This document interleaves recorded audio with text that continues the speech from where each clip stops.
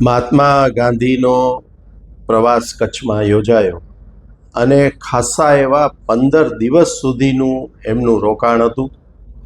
આ ઘટનાને 100 વર્ષ થવા જાય છે.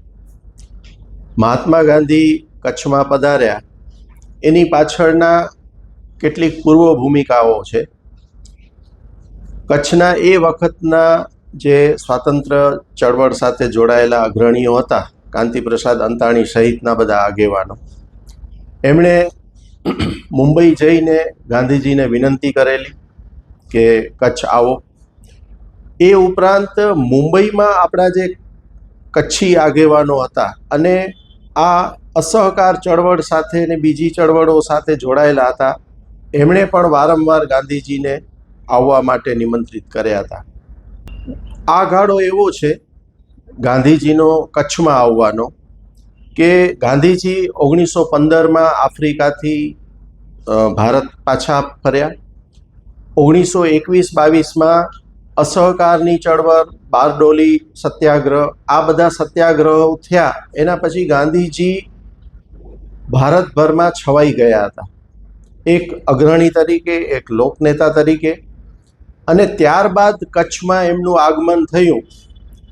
જોવા જેવી વાત એ છે કે ત્યારે કચ્છી પ્રજા સંઘ સ્થપાઈ ચૂક્યો હતો અને ગાંધીજીના આવવા પછી જે જનચેતના જાગૃત થઈ એ પછી 1926માં કચ્છી પ્રજાકીય પરિષદની સ્થાપના કરવામાં આવી હતી.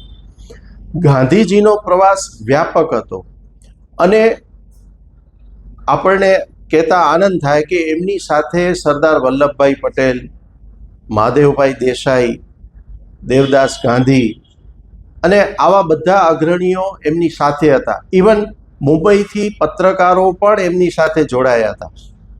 માંડવી એક રૂપાવતી આગબોટમાં એમનું આગમન થાય છે 22મી ઓક્ટોબર 1925. એમનું આગમન થયા પછી થોડો વિરામ કર્યા પછી એ ભુજ આવે છે અને કચ્છભરમાં આ ગાંધીજીના આગમનનો અને ગાંધીજીને સત્કારવા માટેનો ઉમળકો હતો. લોકોમાં એક ઉત્સાહ હતો. એની સાથે એક વાત જોડવા જેવી છે કે કચ્છના એ વખતના મહારાવ શ્રી ખેંગારજી ત્રીજાના એ સ્ટેટના મહેમાન તરીકે દરજ્જો પામ્યા હતા.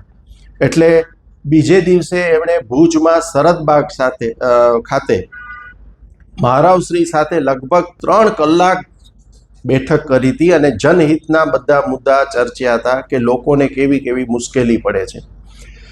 મહારાવશ્રીએ એમના ઉતારા માટે સંસ્કૃત પાઠશાળા, નાનીબા પાઠશાળા જે કહેવાય છે, એ પાઠશાળામાં ગાંધીજીનો ઉતારો હતો.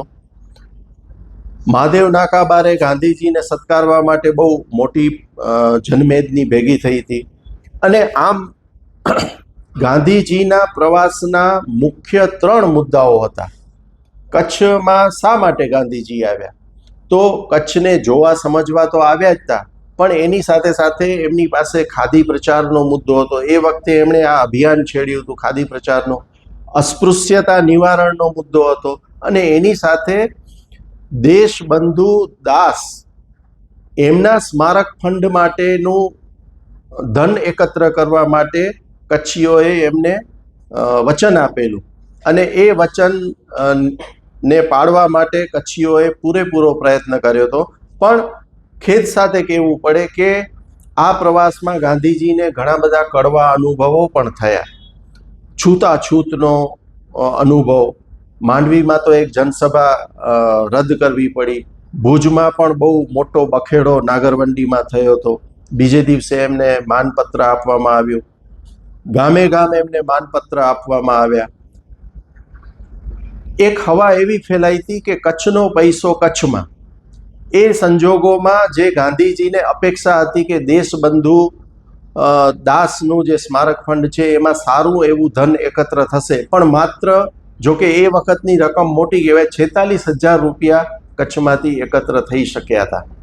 ગાંધીજીનો પ્રવાસ બહુ વ્યાપક હતો. કચ્છમાં એમણે 5 તાલુકાનો પ્રવાસ ખેડ્યો હતો.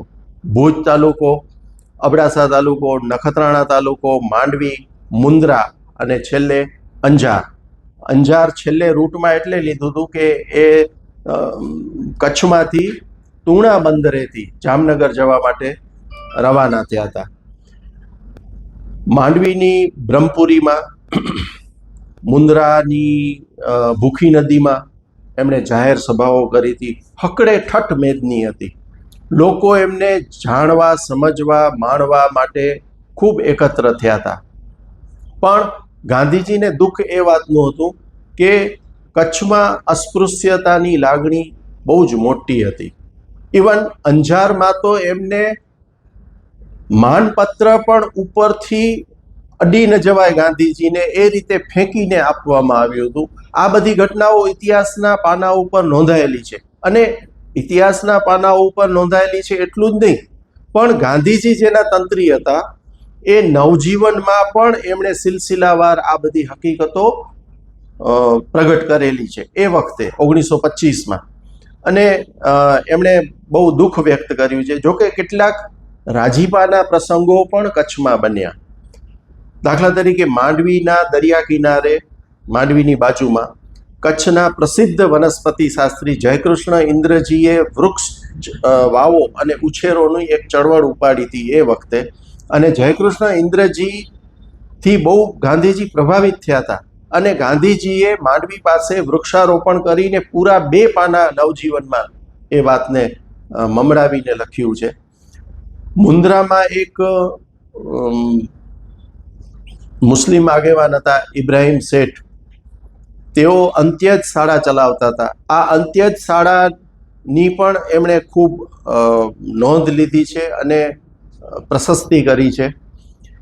અફસોસ એ વાતનો છે કે નખત્રાણા તાલુકામાં કોટડા રોહા ગામે એક અંત્યજ શાળાનું ખાતમુહૂર્ત ગાંધીજીએ કર્યું હતું, પણ આજ સુધી એ અંત્યજ શાળા ઊભી થઈ શકી નથી. છેલ્લા 100 વર્ષમાં ઘણા બધા પ્રયત્નો થયા. એટલે આમ ગાંધીજીનો પ્રવાસ વ્યાપક હેતુ અને વ્યાપક બાબતોને સ્પર્શતો ગાંધીજીનો પ્રવાસ હતો. અને એ એમનો પહેલો અને છેલ્લો પ્રવાસ હતો.